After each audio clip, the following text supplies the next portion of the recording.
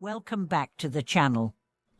I'm truly grateful you're here, sharing this space once again as we explore the deeper truths behind the practices we often take for granted. Whether you're a lifelong practitioner or just beginning your path, you are welcome here. This is a space of truth, not pretense, a place where we ask the hard questions, challenge assumptions, and return again and again to the heart of what it really means to walk the spiritual path. Today we are going to talk about something that I believe is incredibly important but rarely discussed honestly in spiritual circles. It's something many of us have done without realizing, and something that, if misunderstood, can lead us further away from awakening rather than closer to it. The question is this: does chanting more mean you're cultivating better? Does reciting mantras or sutras thousands of times a day guarantee spiritual advancement? Does quantity equal depth? At first glance, the answer might seem obvious. Of course, if I chant more, I'm more devoted, more sincere, more connected. And in a way, that can be true if the chanting comes from a place of clarity and presence. But here's the hard truth: chanting more is not always better. More is not always more. And when we begin to use numbers to measure spiritual success, we may be falling into a trap far more dangerous than we realize. Let's look at this honestly. Imagine someone chanting 0 times a day. Impressive, right? But what if they're chanting while distracted, while scrolling on their phone, while thinking about work, gossip, or even judgment toward others? Is that really cultivation? Or is it spiritual automation? True cultivation is not about volume.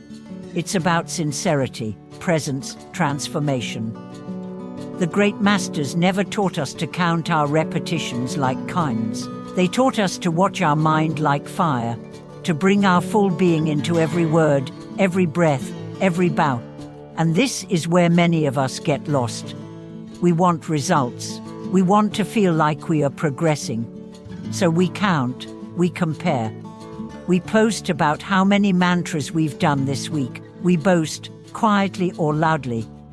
But in doing so, we forget the essence, the mind behind the practice. There's an old saying: you can chant 1,000,000 mantras, but if your heart is full of pride, you are still miles from awakening. On the other hand, one sincere repetition, spoken with humility and love, can shake the heavens and transform your karma. Why? Because the universe doesn't respond to numbers. It responds to vibration, to sincerity, to alignment. Now, let me be clear, there's nothing wrong with chanting a lot. Discipline is beautiful. Devotion is beautiful. The danger lies not in the number, but in the attachment to the number. In the idea that more equals better, that longer equals deeper, that harder equals holier. This is the spiritual ego in disguise. It whispers, "Look how dedicated you are. Look how much you've done." But true cultivation is the opposite of ego. It's the dissolving of self, not the building of a more spiritual identity. Let's look at the stories of some of the great masters. Many of them recited only a single mantra or sutra, day in and day out, year after year. But they didn't just recite, they became the mantra. Their body, speech, and mind were in harmony. Their breath was aligned with the Dharma. Their presence was a transmission. And when you met them, you didn't need to know how much they chanted. You felt it. You felt the peace, the compassion, the radiance. That's real practice. That's what we should aim for, not higher numbers, but deeper presence. So how do we move from quantity to quality? How do we make sure that our practice is real, not just mechanical repetition? First, slow down. Take a breath before you begin. Ask yourself, why am I chanting? What is my intention? Who am I offering this to? What part of me is present? Set a sacred space. Light a candle. Bow. Make it meaningful. Then, chant with your whole being. Feel every syllable. Don't rush, don't multitask. Don't try to impress. Just be there, completely. If your mind wanders, that's okay. Gently bring it back, over and over. That's the practice.